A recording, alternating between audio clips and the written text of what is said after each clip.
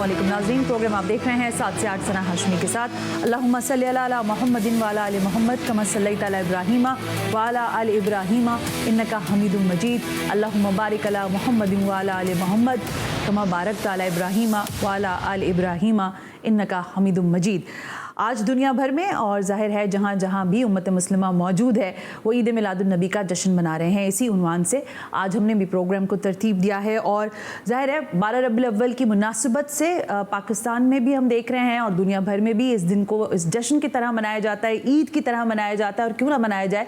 क्योंकि ख़ातिमुन नबीयीन हज़रत मोहम्मद मुस्तफ़ा सल्लल्लाहु अलैहि वसल्लम की पैदाइश का दिन है। और इस दिन को ज़ाहिर है न सिर्फ ये कि अर्श पर मनाया जाता है बल्कि ज़ाहिर है फ़र्श पर भी इसकी खुशियाँ जो हैं उसी अंदाज से मनाई जाती हैं। आज जिस शख्सियत को हमने माह रबीउल अव्वल और ईद मिलादुन्नबी के हवाले से गुफ्तगू करने के लिए दावत दी है, वो शख्सियत पाकिस्तान की बहुत ही मोतबर शख्सियत हैं। और न सिर्फ ये कि पाकिस्तान में बल्कि दुनिया भर में उनको सुना देखा जाता है और उनके जो ज़ाहिर ख़यालात हैं, जिस तरह से उन्होंने मुख्तलिफ़ किताबों को तसनीफ़ किया है, उसको भी लोग पढ़ते हैं, जाँचते हैं और उनकी बात को ज़ाहिर बहुत ज़्यादा अहमियत भी दी जाती है। मुफ्ती आज़म पाकिस्तान का जो है लक़ब भी उनके पास रहा है। फिर ज़ाहिर है रुयत हिलाल कमेटी के साबिक़ चेयरमैन रहे हैं और आज हमारे दरमियान मौजूद हैं मुफ्ती मुनीबुर रहमान साहब। ख़ुसूसी तौर पर उन्होंने हमें वक्त दिया है। मुफ्ती साहब अस्सलाम वालेकुम, सबसे पहले बहुत बहुत शुक्रिया और आपको 12 रबीउल अव्वल की बहुत बहुत मुबारक हो। ईद मिलादुन्नबी सल्लल्लाहु अलैहि वसल्लम की मुबारकबाद। बिस्मिल्लाहिर्रहमानिर्रहीम। अल्हम्दुलिल्लाहि रब्बिल आलमीन। अस्सलातु वस्सलामु अला रहमतिल लिल आलमीन सय्यिदिना व मौलाना मुहम्मद व अला आलिहि व सहबिहि अजमईन। अम्मा बाद, नाज़रीन किराम, पूरी उम्मत मुस्लिमा को अल्लाह के प्यारे हबीब सय्यदुना मुहम्मद रसूलुल्लाह सल्लल्लाहु अलैहि व आलिहि वसल्लम की इस कायनात में आमद पर माह रबीउल अव्वल शरीफ मुबारक हो। जश्न मिलादुन्नबी सल्लल्लाहु अलैहि वसल्लम मुबारक हो। दुआ है अल्लाह तबारक व तआला मिल्लत इस्लामिया पाकिस्तान और पूरी उम्मत मुस्लिमा पर अपने हबीब मुकर्रम सल्लल्लाहु अलैहि व आलिहि वसल्लम के वसीले से रहमतों, बरकतों, नेमतों और सआदतों का नुज़ूल फरमाए और अल्लाह तबारक व तआला अपने प्यारे हबीब करीम सल्लल्लाहु ताला अलैहि व आलिहि वसल्लम के तुफ़ैल मिल्लत इस्लामिया पाकिस्तान को मौजूदा इक़्तिसादी मुश्किलात, सियासी इंतशार और अखलाक़ी ज़वाल से नजात अता फ़रमाए और अल्लाह ताला के रिज़्क़ व रहमत के जो ख़ज़ाने फ़ज़ाओं में मामूर हैं, जो समंदरों की तहों में मौजूद हैं, जो बरसरे ज़मीन मौजूद हैं, उनमें से मिल्लत इस्लामिया पाकिस्तान को हिस्से वाफिरो कमालो तमाम अता फ़रमाए। बहुत बहुत शुक्रिया मुफ्ती साहब, आपने ज़ाहिर दुआ के साथ प्रोग्राम का आगाज़ किया है। मैं एक मरतबा फिर आपकी बहुत ममनून मशकूर हूँ कि आपने आज खुसूसी तौर पर ज़ाहिर 12 रबीउल अव्वल की मुनासबत और माह रबीउल अव्वल के हवाले से हमें वक्त दिया। बहुत शुक्रिया आपका। आपने मिलादुन नबी सल्लल्लाहु अलैहि वालैहि वसल्लम के मुबारक व मसूद मौके पर मुझे अपने जज्बात व एहसासात के इजहार का मौका दिया और इस मुक़द्दस प्रोग्राम में शिरकत के लिए मदऊ किया, इस पर आपका बेहद शुक्रिया। बहुत शुक्रिया मुफ्ती साहब। मुफ्ती साहब, मैं ज़ाहिर सवालात बहुत सारे हैं और आज के दिन की मुनासबत से भी हैं, लेकिन ज़ाहिर वक्त कलील होता है तो कुछ चीदा बातें हैं जिस पर हम आपसे बात करना चाहेंगे। ये फरमाइएगा कि ज़ाहिर जश्न ईद मिलादुन्नबी सल्लल्लाहु अलैहि वसल्लम जो है वो मनाया जा रहा है और मनाया जाता है, लेकिन ज़ाहिर बहुत सारे सवालात भी उठते हैं। तो लोग ये पूछते हैं कि क्या हदीस मुबारका से जश्न ईद मिलादुन्नबी सल्लल्लाहु अलैहि वसल्लम मनाना साबित है, और अगर है तो जरा सा प्लीज उसका हमें रेफरेंस या बैकग्राउंड जरूर दीजिए। बहुत से हजरात ये सवाल करते हैं कि क्या मीलादुन नबी सल्लल्लाहु अलैहि वसल्लम मनाना खुद नबी करीम सल्लल्लाहु अलैहि वसल्लम से साबित है? तो उसका जवाब ये है कि यकीनन आपकी ज़ात मुबारका के हवाले से आपकी विलादत बासआदत का तशक्कुर मनाना साबित है। सही मुस्लिम में हदीस मुबारक है, काना रसूलुल्लाह सल्लल्लाहु अलैहि वसल्लम यसूमो यौमल इस्नैन के नबी करीम सल्लल्लाहु अलैहि वसल्लम हर पीर के दिन रोज़ा रखा करते थे। फसोइला रसूलुल्लाह सल्लल्लाहु अलैहि वसल्लम अन सौम यौमिल इस्नैन, आपसे सवाल किया गया कि या रसूल अल्लाह सल्लल्लाहु अलैहि वसल्लम, आप हर पीर के दिन रोज़ा क्यों रखते हैं? तो मेरे आका व मौला सल्लल्लाहु अलैहि वसल्लम ने फरमाया, ज़ालिका यौमुन वुलिदतु फ़ीहि व फ़ीहि बुइस्तु व उन्ज़िला अलैया। मैं हर पीर के दिन रोज़ा इसलिए रखता हूँ कि इस दिन मेरी विलादत बासआदत हुई और इसी दिन मेरी नबुव्वत का ऐलान हुआ, बेसत मुबारका हुई और इसी दिन मुझ पर पहली वही रब्बानी नाजिल हुई। लिहाजा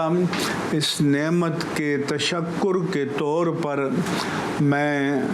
रोज़ा रखता हूँ। तो आप तो साल के बाद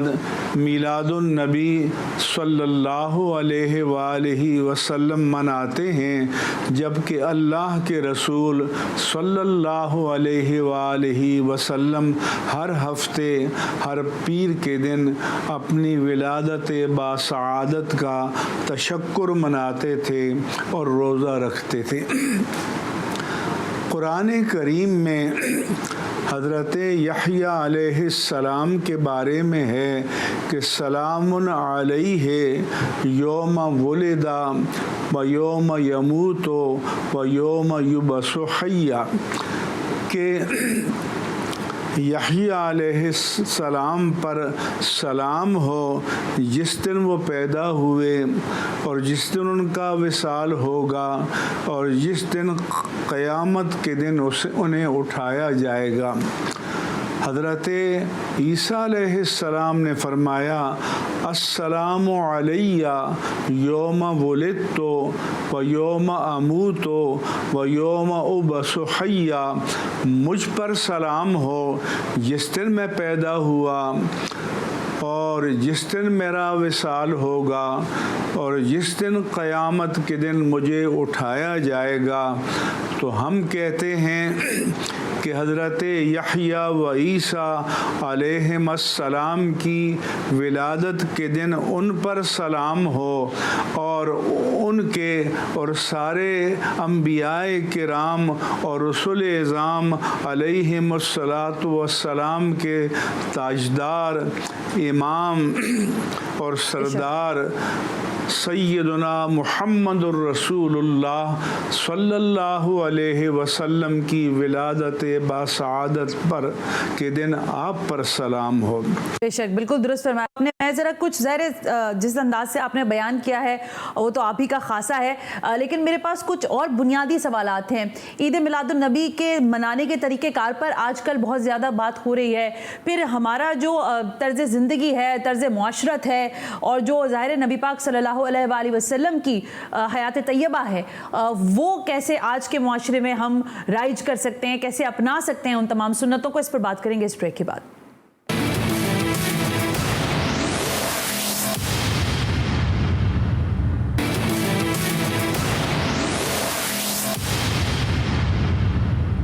ویلکم بیک ناظرین۔ ربیع الاول کی مناسبت سے 12 ربیع الاول کی مناسبت سے آج ہم نے وقت لے رکھا ہے مفتی منیب الرحمان صاحب سے، جو کہ ظاہر ہے احاطہ کر رہے ہیں حضرت محمد مصطفیٰ صلی اللہ علیہ وآلہ وسلم کی زندگی، اور پھر ہم آج کے معاشرے کے حوالے سے بھی بات کریں گے۔ ابھی تک گفتگو یہ ہوئی ہے کہ جشن عید میلاد النبی کے حوالے سے بات ہوتی ہے۔ مفتی صاحب، میں نے بریک پہ جاتے ہوئے آپ سے یہ سوال رکھا آپ کے سامنے کہ ظاہر اب آج کے زمانے میں جس طرح سے عید میلاد النبی کا انعقاد کیا جاتا ہے، اس پر بھی بہت زیادہ سوالات ہیں اور بہت زیادہ لوگوں میں چیمہ گوئیاں ہوتی ہیں۔ ذرا پہلے اس پہ روشنی ڈالیں کہ یہ جو آج کا طرز عید میلاد النبی ہے، اس کو آپ کس انداز سے دیکھتے ہیں، اس کے بارے میں آپ کی کیا رائے ہے؟ فرمائیے۔ رہا یہ سوال کہ میلاد النبی صلی اللہ علیہ وآلہ وسلم کیسے منایا جائے، تو حضور کے اتباع میں آپ نفلی روزہ رکھیں، نوافل نمازیں پڑھیں، تلاوت و اذکار و درود و تسبیحات پڑھیں، اور اللہ تبارک و تعالی نے آپ کو نعمت مال سے نوازا ہے، تو اس خوشی میں اللہ تعالیٰ کی راہ میں اس کے بندوں پر مالی صدقات کریں، عطیات دیں، انعامات دیں، اور ان کو سہولتیں فراہم کریں۔ اگر کوئی جلوس کی بات کرتا ہے تو جب ہمارے آقا و مولا صلی اللہ علیہ وآلہ وسلم مکہ مکرمہ سے ہجرت کر کے مدینہ طیبہ تشریف لے گئے، تو وہاں آپ کا ننیالی قبیلہ بنو نجار بھی تھے، ان کی جو نوعمر لڑکے اور لڑکیاں تھے وہ گلیوں میں آ گئے، اور جو بڑے اور بزرگ تھے وہ مکان کی چھتوں پہ کھڑے ہو گئے، اور جب حضور آئے تو انہوں نے یہ اشعار پڑھے کہ طلع البدر علینا من ثنیات الوداع وجب الشکر علینا ما دعا للہ دائی، کہ وداع کی گھاٹیوں سے ہم پر رسالت مآب صلی اللہ علیہ وآلہ وسلم کا بدر کامل طلوع ہوا، اور جب تک اللہ کا کوئی نام لیوا موجود ہے ہم پر اس آمد مصطفیٰ صلی اللہ علیہ وآلہ وسلم کا شکر بجا لانا واجب ہے۔ وہ انہوں نے یہ اشعار پڑھے کہ نحنو بناتم من بن النجاری حبذا محمدن من جاری، ہم بنو نجار کی بیٹیاں ہیں، اور ماشاء اللہ سبحان اللہ کیا ہی عظیم بات ہے کہ حضرت محمد مصطفیٰ صلی اللہ علیہ وآلہ وسلم ہمارے درمیان تشریف لا رہے ہیں اور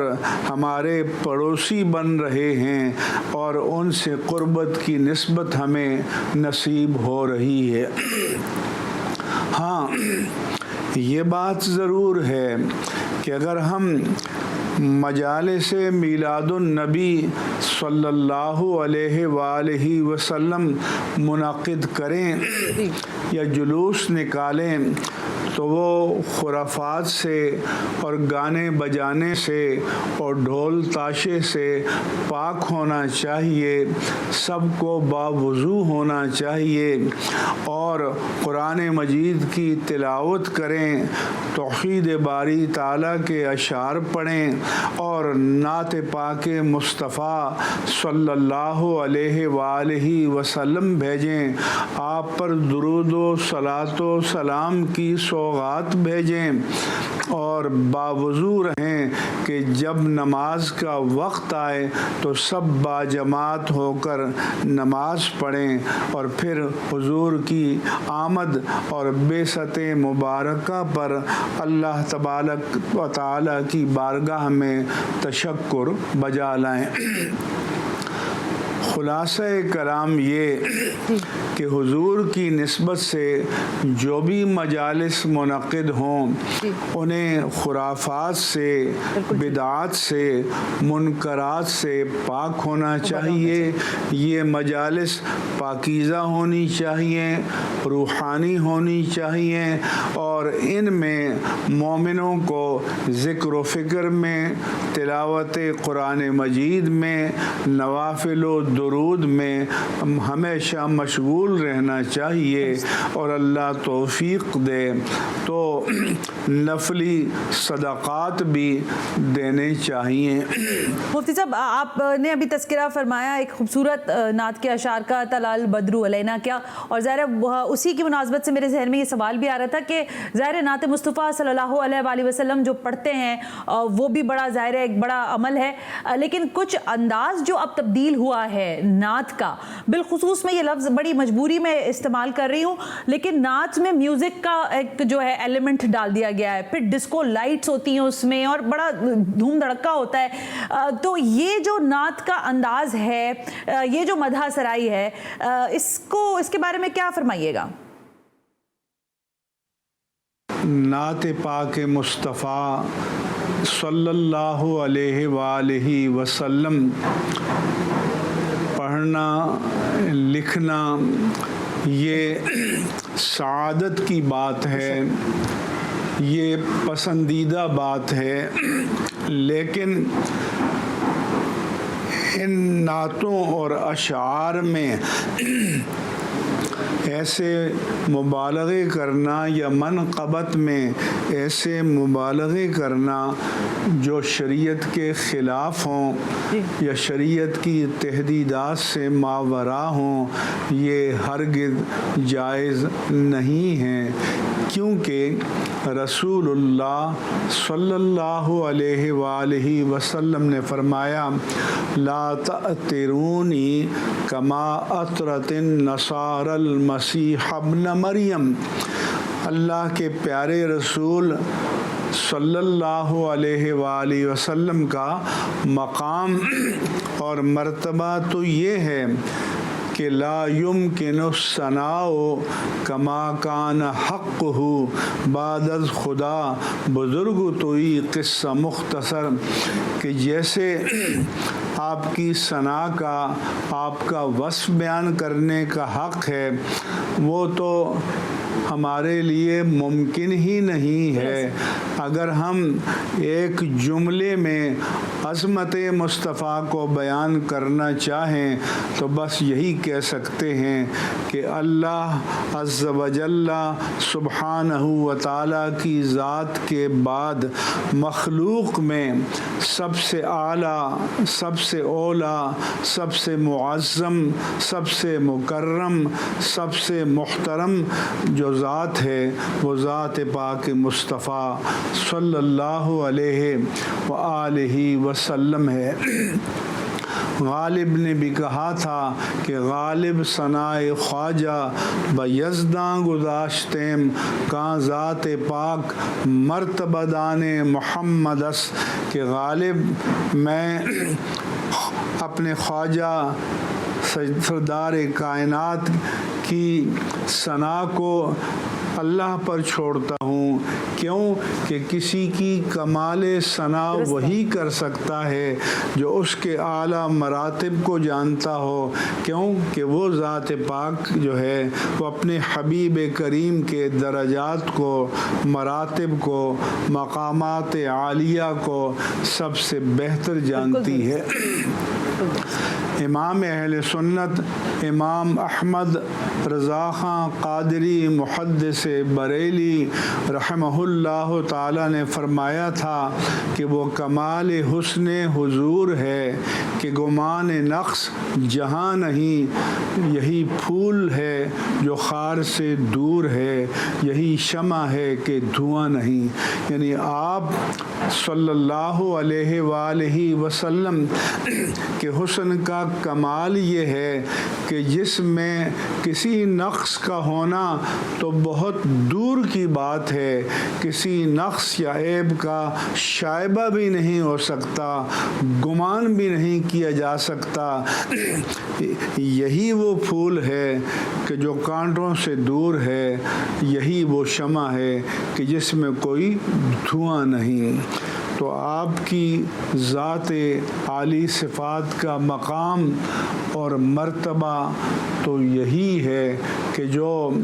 امام اہل سنت نے اپنے اشعار میں بیان فرمایا، اور صحابی رسول حضرت حسان بن ثابت رضی اللہ تعالی عنہ نے فرمایا تھا کہ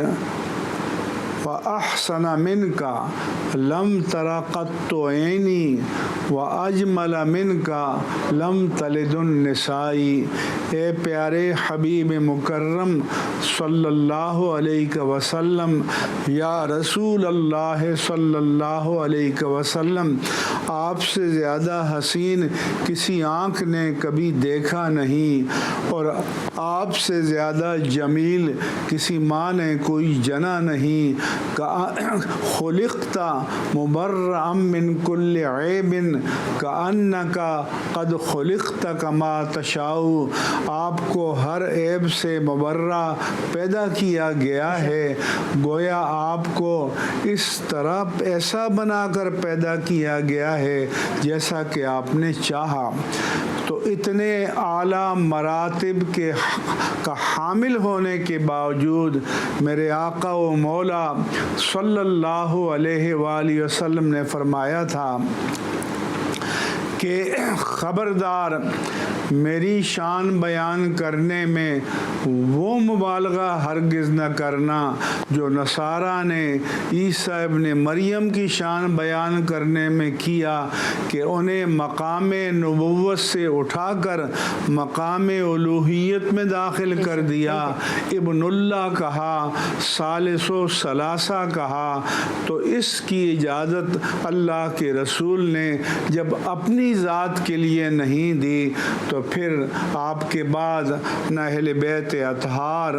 نہ امہات المومنین، نہ صحابہ کرام، نہ اولیاء کرام، نہ ائمہ دین متین کی شان کو بیان کرنے کے بارے میں اس مبالغہ آرائی کی اجازت ہے کہ جو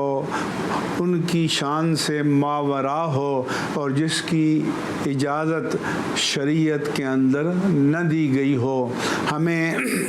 اپنے عقائد کو بیان کرنے میں، اپنے احساسات و جذبات کو بیان کرنے میں، اظہار محبت میں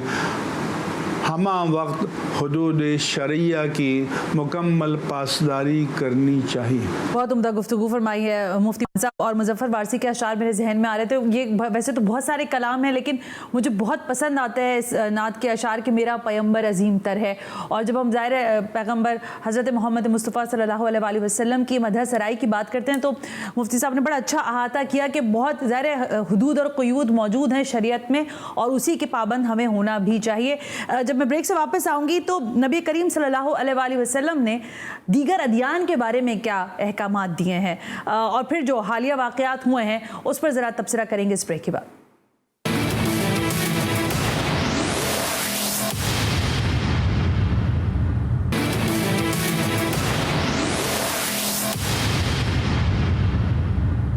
वेलकम बैक नाज़रीन, प्रोग्राम आप देख रहे हैं खुसूसी तौर पर 12 रबीउल अव्वल की मुनासिबत से और मुफ्ती मुनीबुर रहमान साहब ने आज हमें वक्त दे रखा है तो हम ज़रा उनसे इस्तिफ़ादा कर रहे हैं। मुफ्ती साहब, वक्त कम रह गया, मेरे पास सवालात बहुत सारे थे, मैं चाह रही थी कि सीरत नबी पर भी हम बात करते, लेकिन ज़ाहिर है अब वक्त बहुत बहुत कम रह गया है, महदूद। तो मैं आपसे ये जानना चाहूँगी कि ज़ाहिर है जब हम कुरान पाक को पढ़ते हैं और उसके बारे में जब जाँचते हैं, समझते हैं उसको, तो हमें बहुत सारे पहलू नज़र आते हैं। नबी पाक सल्लल्लाहु अलैहि वसल्लम की जो सीरत मुबारका है वो ज़ाहिर हमने नबी पाक सल्लल्लाहु अलैहि वसल्लम को देखा नहीं, लेकिन उनकी सीरत हमारे पास मौजूद है। उस सीरत मुबारका को सामने रखते हुए नबी पाक सल्लल्लाहु अलैहि वसल्लम ने दीगर अदियान के बारे में क्या हुक्म फरमाया? क्योंकि अभी जो ये हालिया वाक़या हुआ है जड़ांवाला का, जिसमें पूरा कश्तो खून बहा गया और नहीं देखा गया कि क्या हालात है, और उसके बाद बहुत ज़्यादा जो है जग हसाई भी हुई है, ज़रा थोड़ा इस पर तबसरा और रोशनी फरमाइएगा। चंद रोज़ पेशतर हमारे यहाँ जड़ांवाला में एक सानहा रूनुमा हुआ। हम उसकी मज़म्मत करते हैं और मौके पर भी हमने उसकी मज़म्मत की, और इस तरह के वाक़यात पाकिस्तान में नहीं होने चाहिए। लेकिन इसके साथ साथ मैं ये भी ताकीदन कहूँगा कि अगर हम दिलो जान से ये चाहते हैं कि हमारे वतन अज़ीज़ पाकिस्तान में इस तरह के वाक़यात का इआदा न हो, तो फिर हमें उनके असबाब की भी खोज लगानी चाहिए और नामूस उलूहियत जल्ल व अला, नामूस रिसालत मआब सल्लल्लाहु अलैहि वालैहि वसल्लम, नामूस अहले बैत अतहार, नामूस सहाबाए किराम, नामूस कुरान करीम और नवामी से मुक़द्दसात दीन की अगर कोई तौहीन कर रहा है तो ऐसे मुजरिमों को पनाह नहीं देनी चाहिए, ख्वाह उनका ताल्लुक़ किसी भी तबके से हो, उन्हें पकड़कर कानून के हवाले कर देना चाहिए, ताकि अगर उनका जुर्म साबित हो जाए तो उन्हें सज़ा मिले, और अगर वो बेकसूर साबित हों तो वो बाइज़्ज़त बरी हो जाएं। इसी तरह से मैंने बारहा ये भी कहा है कि माइनॉरिटी या अक़लियत की इस्तिलाह नहीं इस्तेमाल करनी चाहिए, क्योंकि इससे महरूमी का तअस्सुर पैदा होता है, और हमारे यहाँ तो ऐसी फ़ज़ा पैदा हो गई है कि अक़लियत का लफ्ज़ बोलते ही गैर मुस्लिमों का तसव्वुर ज़हन में आता है, गोया अक़लियत के माना ही गैर मुस्लिम है। हालांकि यह एक इज़ाफ़ी इस्तिलाह है, यह एक रिलेटिव टर्म है। अक्सरियत के मुकाबले में जो कम हों वो अक़लियत कहलाते हैं। मिसाल के तौर पर पाकिस्तान में हिंदू तादाद के एतबार से अक़लियत में हैं, तो हिंदुस्तान में 20 करोड़ मुसलमान होने के बावजूद वो अक़लियत में हैं। और जिस तरह पाकिस्तान में मसीही अक़लियत में हैं, तो अमेरिका और यूरोप में अगरचे बरतानिया में तकरीबन 4 मिलियन मुसलमान हैं, अमेरिका में 4 मिलियन मुसलमान हैं, लेकिन मसीही आबादी के मुकाबले में वो अक़लियत हैं। हम सब पाकिस्तानी हैं, ख्वाह मुस्लिम पाकिस्तानी हों या गैर मुस्लिम पाकिस्तानी हों, और जो भी पाबंद आईन व कानून गैर मुस्लिम ہمارے وطن عزیز میں رہ رہے ہیں، خواہ وہ آباء و اجداد سے نسلاً بعد نسل رہ رہے ہوں یا انہوں نے بعد میں قانونی طور پر ہمارے ملک کی وطنیت کو اختیار کر لیا ہو یا قانونی ویزا لے کر لمبے عرصے کے لیے یہاں مقیم ہوں، تو جس طرح ہمارا آئین و قانون مسلمانوں کو جان، مال اور عزت و آبرو کا تحفظ دیتا ہے، اسی طرح پابند آئین و قانون غیر مسلموں کو جان، مال، آبرو اور اپنے عبادت خانوں میں اپنے طریقے پر عبادت کرنے کا حق عطا کرتا ہے اور اس کا تحفظ کرتا ہے۔ لہذا ہمیں جب سب اپنے آپ کو پاکستانی کہیں گے تو اس سے ایک اونرشپ کا، اپنائیت کا تصور پیدا ہوگا، اور ہمیں ان چیزوں کی ملک سے باہر تشہیر نہیں کرنی چاہیے۔ ہماری اچھائیاں اور برائیاں، ہماری کمزوریاں ہمارے ساتھ ہیں، پوری قوم کو مل کر اور مجتمع ہو کر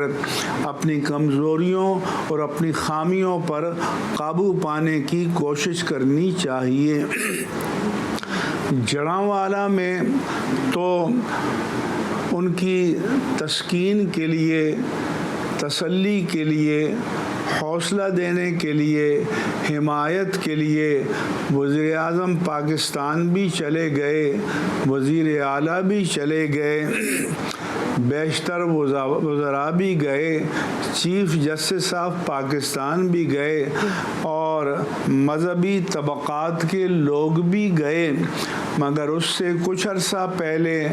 باجوڑ میں ایک مذہبی جلسے پر خودکش بم دھماکہ ہوا، 100 کے قریب لوگ جاں بحق ہوئے، سینکڑوں زخمی ہو گئے۔ وہاں تو یہ سب لوگ نہیں گئے، یہاں تو تیسرے دن 20 لاکھ روپے فی خاندان معاوضہ بھی دے دیا گیا، جبکہ وہاں تو ایسا نہیں ہوا، اور ایسی درجنوں مثالیں ہمیں مل جائیں گی۔ لہذا یہ کہنا کہ غیر مسلموں کے ساتھ امتیازی برتاؤ ہو رہا ہے، ایسا نہیں ہے، بلکہ ان کے ساتھ جتنی ہمدردی کی گئی ہے اتنی ہمدردی تو مسلمانوں کے ساتھ بھی ان مواقع پر نہیں کی جاتی۔ اس لیے ہمیں اپنے ملک و قوم اور وطن کے اچھے پہلوؤں کو بھی دنیا کے سامنے اجاگر کرنا چاہیے، دنیا کے سامنے لانا چاہیے۔ تصوف میں ایک فرقہ ملامتیہ ہوتا ہے کہ کوئی روحانی اور علمی کمالات کا حامل شخص جو صاحب ورع و تقوی بھی ہے، وہ ایسی حرکات کرتا ہے کہ لوگ ان سے دور رہیں اور وہ الگ تھلگ ہو کر اللہ کی عبادت میں، ذکر و فکر میں مشغول رہیں، لیکن ہم من حیث القوم فرقہ ملامتیہ بن گئے ہیں۔ ہمارے میڈیا میں جو ہمارے لبرل حضرات اینکر پرسن، براڈ کاسٹر بن کر بیٹھے ہوئے ہیں، وہ اس بات کے انتظار میں رہتے ہیں کہ کوئی خرابی آئے تو اس کی دنیا بھر میں تشہیر کریں۔ کیا 25 کروڑ مسلمانوں کے ملک میں کوئی اچھائی نہیں ہے، کوئی خیر کا پہلو نہیں ہے؟ تو ہمیں اپنے اچھے پہلوؤں کو بھی دنیا کے سامنے اجاگر کرنا چاہیے، دنیا کے سامنے لانا چاہیے۔ مفتی صاحب، جو آپ نے احاطہ کیا ہے جڑاں واقعے کے حوالے سے وہ بڑا ظاہر عمدہ ہے، لیکن اسی میں ایک سوال اور بھی اسی مناسبت سے ذرا مختلف سوال ہے۔ جبراً شادیوں کی بات ہوتی ہے، پھر ساتھ یہاں پہ یہ بھی کہا جاتا ہے کہ مذہب کی تبدیلی کی بھی بڑی بات کی جاتی ہے، اور پھر الزامات کا ایک سلسلہ شروع ہو جاتا ہے۔ ذرا اس پر روشن ڈالیے گا۔ اگر کہیں کوئی غیر مسلم لڑکی کسی مسلمان لڑکے کی عقیدت میں مبتلا ہو کر اسلام قبول کرتی ہے، شادی کر لیتی ہے، تو پراپیگنڈا شروع کر دیا جاتا ہے کہ جبراً مسلمان بنایا گیا ہے۔ میں برملا اعلان کرتا ہوں کہ اسلام میں کسی کو جبراً مسلمان بنانے کا کوئی تصور نہیں ہے۔ اللہ تبارک و تعالیٰ کا قرآن کریم میں واضح اور دو ٹوک اعلان ہے کہ لا اکراہ فی الدین، کسی کو دین اسلام قبول کرنے پر مجبور نہیں کیا جائے گا، مگر میں یہ بھی مطالبہ کروں گا کہ چھوٹتے ہی کسی تحقیق اور تفتیش اور چھان بین کے بغیر یہ فتویٰ عائد کر دینا کہ جبراً مسلمان بنایا گیا ہے، یہ آئین، قانون، اخلاق اور شریعت کی روح سے ہرگز جائز نہیں ہے۔ چند ماہ پہلے ہندوستان سکھر کے علاقے میں 2 ہندو لڑکیاں، انہوں نے اسلام قبول کیا، 2 مسلمان نوجوانوں سے شادی کی۔ ہمارے پورے میڈیا نے شور مچانا شروع کر دیا کہ جبراً مسلمان بنایا گیا ہے۔ ہندو برادری نے بھی زور شور سے واویلا مچانا شروع کر دیا۔ تو چیف جسٹس آف اسلام آباد ہائی کورٹ اس وقت جسٹس نصر اطہر من اللہ تھے، انہوں نے ان کو عدالت میں بلایا اور 2 ہفتے کے لیے ان کے ہندو والدین کے حوالے کر دیا۔ جب کسی ملک میں اگر کوئی مسلمان لڑکی گھر سے باہر آزادانہ جا کر کسی سے شادی رچا لے، جس کو کورٹ میرج کہتے ہیں، اور اس کے والدین عدالت سے رجوع کریں، تو عدالتیں ان کو ان کے ماں باپ کے ساتھ نہیں بھیجتی بلکہ دارالامان بھیج دیتی ہیں۔ لیکن 2 ہفتے کے بعد وہ ہندو لڑکیاں ہائی کورٹ میں آئیں اور انہوں نے اعادہ کیا کہ ہم نے خوشی سے اسلام قبول کیا ہے اور ہم اپنے شوہروں کے ساتھ جانا چاہتی ہیں۔ چنانچہ ہائی کورٹ نے انہیں شوہروں کے ساتھ جانے کی اجازت دے دی۔ تو پس ثابت ہوا کہ ثبوت کے بغیر الزام نہیں لگانا چاہیے، نہ کسی فرد پر، نہ کسی ملت پر، نہ کسی مذہب پر، نہ کسی قوم پر، نہ کسی طبقے پر۔ سو یہ کلچر بھی ہمارے ہاں ناجائز ہے، آئین، قانون، اخلاقی اقدار اور اسلام کے خلاف ہے۔ اللہ تبارک و تعالیٰ کا قرآن کریم میں واضح اعلان ہے کہ یا ایھا الذین آمنوا اذا جاءکم فاسق بنبأ، اے مومنو اگر تمہارے پاس کوئی فاسق شخص کوئی خبر لے کر آئے تو فوری رد عمل دکھانے سے پہلے فتبینوا، اس کی تحقیق کر لیا کرو، چھان بین کر لیا کرو کہ آیا یہ خبر سچی ہے یا جھوٹی ہے۔ ان تصیبوا قوما بجہالہ، کہیں ایسا نہ ہو کہ تم جہالت میں، نادانی میں، رد عمل میں کسی قوم کو نقصان پہنچاؤ۔ فتصبحوا علی ما فعلتم نادمین، اور پھر تمہیں خود اپنے کیے کرائے پر شرمسار ہونا پڑے، شرمندہ ہونا پڑے، نادم ہونا پڑے۔ اس لیے عدالتوں کی بھی ذمہ داری ہے اور میڈیا کی بھی ذمہ داری ہے کہ ثبوت، تحقیق، تفتیش اور چھان بین کے بغیر